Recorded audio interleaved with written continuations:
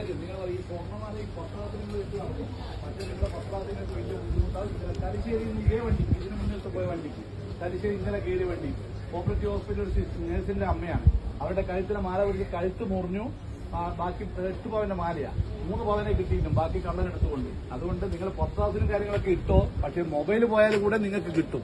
ബാക്കി സ്വർണ്ണമാല പോയാൽ നിങ്ങൾക്ക് കിട്ടാൻ വളരെയേറെ ബുദ്ധിമുട്ടാണ്. ഒരു കാരണവശാലും കിട്ടില്ല.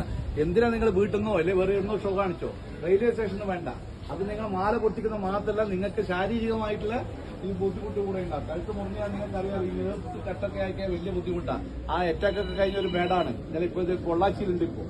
അപ്പൊ അതുകൊണ്ട് ഒരു കാരണവശാൽ നിങ്ങളെ പത്രാസ് കാണിച്ചിട്ടുള്ള മാല ഇട്ട് പോക്ക് വേണ്ടെന്നാ പറയുന്നത്. ഇനി ഇട്ട് പോകുന്നുണ്ടേ നിങ്ങളെ ഇഷ്ടം. വന്ന് പരാതി കൊടുത്തേ നമുക്കൊന്നും ആക്ഷൻ എടുക്കാൻ പറ്റില്ല. ഈ നിങ്ങൾക്ക് യാത്രയിൽ ഉപകരിക്കാനുള്ള പല കാര്യങ്ങളും റെയിൽവേ ചെയ്തിട്ടുണ്ട്. നിങ്ങൾക്ക് എന്തെങ്കിലും ഒരു ആവശ്യം ഉണ്ടെങ്കിൽ തന്നെ ഇമ്മീഡിയറ്റ് 139 എന്ന് പറഞ്ഞ ടോൾ ഫ്രീ നമ്പർ ഉണ്ട്. കേൾക്കുന്നില്ല ലേഡീസ്? ഇപ്പൊ സ്ത്രീകൾക്കെതിരെയുള്ള പരാതികളൊക്കെ കുറെ കൂടിക്കൂടി വരികയാണ്. നഗ്നത പ്രദർശിപ്പിക്കല്, ഫോട്ടോ എടുക്കല്. കഴിഞ്ഞ ആഴ്ച മലബാർ എക്സ്പ്രസിൽ 70 വയസ്സുള്ള ഒരു അമ്മമ്മേനാണ് ഒരു സ്കൂൾ മാഷ് പീഡിപ്പിച്ചത്. ഇവിടെ വെച്ച് തലശ്ശേരി കണ്ടുവന്ന ഒരു ലേഡി പുറത്തെടുത്തിട്ട് അതിനെ അടിക്കുമ്പോഴാണ് നമ്മൾ പിടിച്ചിരിക്കുന്നത്. അപ്പോ അതുകൊണ്ട് പ്രത്യേകം പറയുന്നത് ഇങ്ങനെ എന്തെങ്കിലും ഒരു സംഭവം ഉണ്ടെങ്കിൽ നിങ്ങൾ വിളിക്കേണ്ട നമ്പറാണ്. ലേഡീസ് പ്രത്യേകം ശ്രദ്ധിക്കുക. ആർക്കെങ്കിലും ഈ കൂടിയിരുന്നോട്ടർക്ക് അറിയാം നമ്പർ അറിയാവാ? ടോൾ ഫ്രീ നമ്പർ ആർക്കെങ്കിലും അറിയാവാ? വളരെ മോശം തോന്നുന്നത് 130 നമ്മൾ ദിവസവും തലശ്ശേരിന്നോ എല്ലാ സ്റ്റേഷനും ക്ലാസ് എടുത്ത് വെച്ചാൽ വിടുന്ന എല്ലാവരും 139 എന്ന ടോൾ ഫ്രീ നമ്പറാണ്. ഡൽഹി 139 ഡൽഹിയിലായാലും രാജസ്ഥാനിലും UP-യിലായാലും ചെന്നൈയിലായാലും തലശ്ശേരിയായാലും മംഗലാപുരത്തായാലും ബാംഗ്ലൂരായാലും എവിടെ നിന്നും ഫ്രീ നമ്പറാണ്. നിങ്ങൾക്ക് ഫ്രീ ആയിട്ട് വിളിക്കാം. എമർജൻസി ആയിട്ട് നമ്മൾ അടുത്ത സ്റ്റേഷനിലേക്ക് എത്തും. പക്ഷേ എങ്കിൽ അനാവശ്യമായിട്ട് എന്റെ ഷൂ പോയി എന്റെ പഴയ ഡ്രസ്സ് പോയി എന്നിട്ട് ഒരു കാരണവശാലും വിളിക്കാൻ പാടില്ല. പല കുടുംബരും ഇപ്പൊ അങ്ങനെയാണ് പ്രവണതയുള്ളത്. അങ്ങനെ വിളിക്കുന്നുണ്ട്.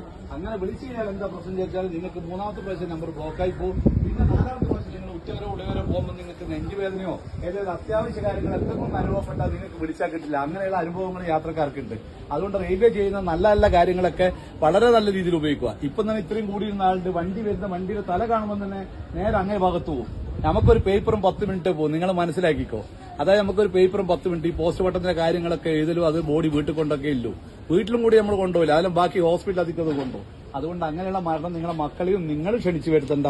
തിരിച്ചറിയാൻ പറ്റാത്ത ആർക്കും കാണുന്നുണ്ടെങ്കിൽ ഞാൻ മൊബൈലിൽ കാണിച്ചു തരാം. വളരെ വളരെ ദയനീയമായ സംഭവങ്ങളാണ് ഈ അടുത്ത കാലത്ത് നടന്നുകൊണ്ടിരിക്കുന്നത്.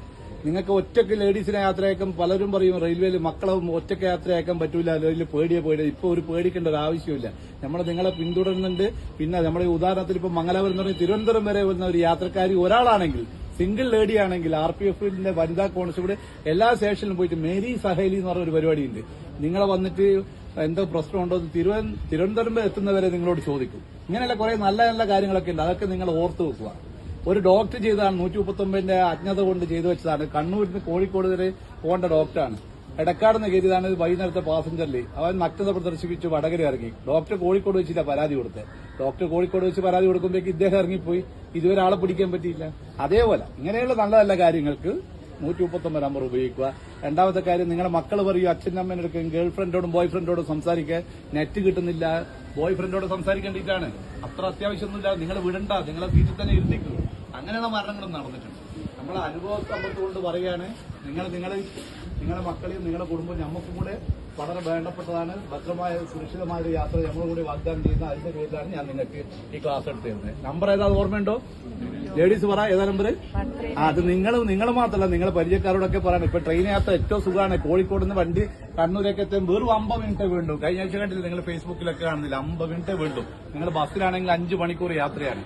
അതുകൊണ്ട് തന്നെ യാത്രക്കാർ കൂടി വരികയാണ്. നിങ്ങൾ ഇത് വേണ്ട രീതിയിൽ ഉപയോഗിക്കുക. നമ്മളും നിങ്ങളെ കൂടെ ഉണ്ടാവും. ഓക്കെ.